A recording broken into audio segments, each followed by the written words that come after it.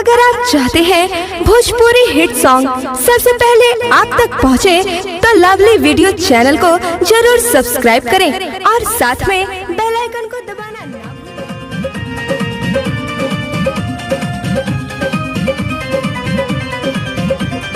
बबुआ काहे ला रोता है, भाभी का दूध नहीं होता है।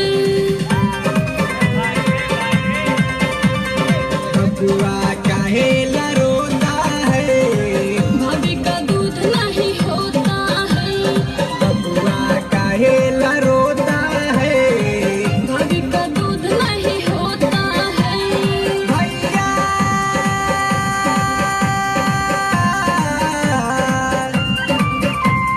भैया रोज रोज रतिया में पूरा दूधवा पी लेता है।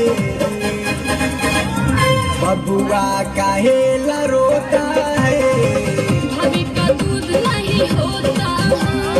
बबुआ काहे ला रोता है, भाभी का दूध नहीं होता है।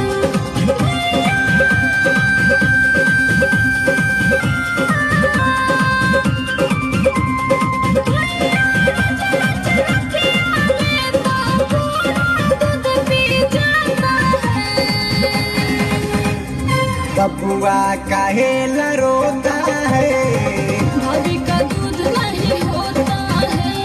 बबुआ काहे ला रोता है, भाभी का दूध नहीं होता है।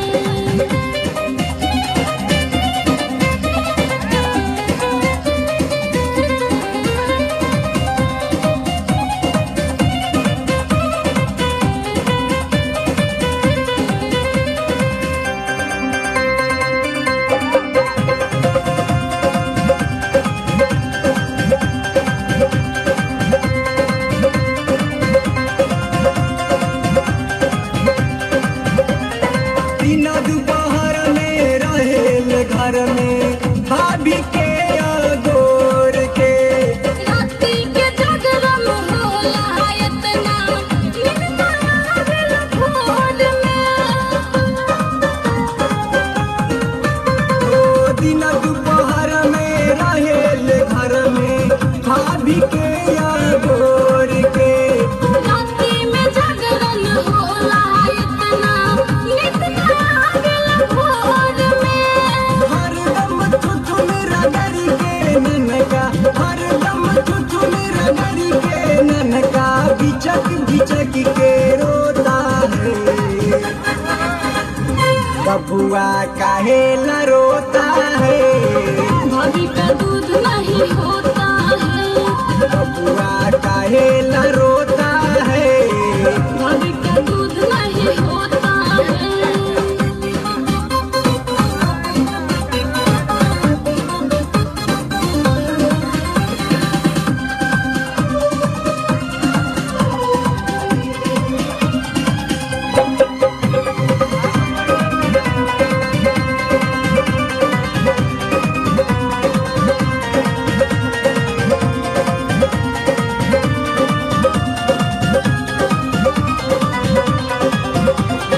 एक दिन में 10-10 गोई बदल ली ड्रेस हो। लगा के चूड़ा गजरा इता रखनी खोला केस हो। एक दिन में 10-10 गोई बदल ली ड्रेस हो। लगा के चूड़ा गजरा इता रखनी खोला केस हो। दाई के काबो दूध पीली, दाई के काबो दूध पीली, बाबू बिस्कुट खा के सोता है। बबुआ काहे ला रोता है, भाभी का दूध नहीं होता है। बबुआ काहे ला रोता है, भाभी का दूध नहीं होता है।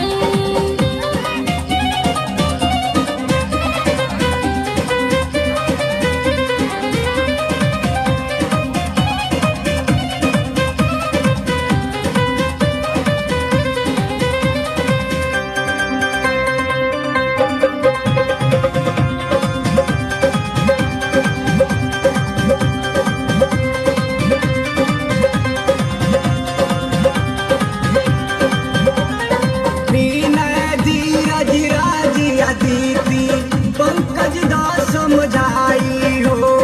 इनका के का सही पोसले बारी करवाई हो। विनय धीरज राज अदिति पंकज दा समझाई हो। इनका के का सही पोसले बारी करवाई हो। अजय न जाना बोलो क्यों, अजय न जाना बोलो क्यों, मुन्ना का हक ले लेता है। बबुआ काहे न रोता है, भाभी का दूध नहीं होता है। बबुआ काहे न रोता है। भाभी का दूध नहीं होता है।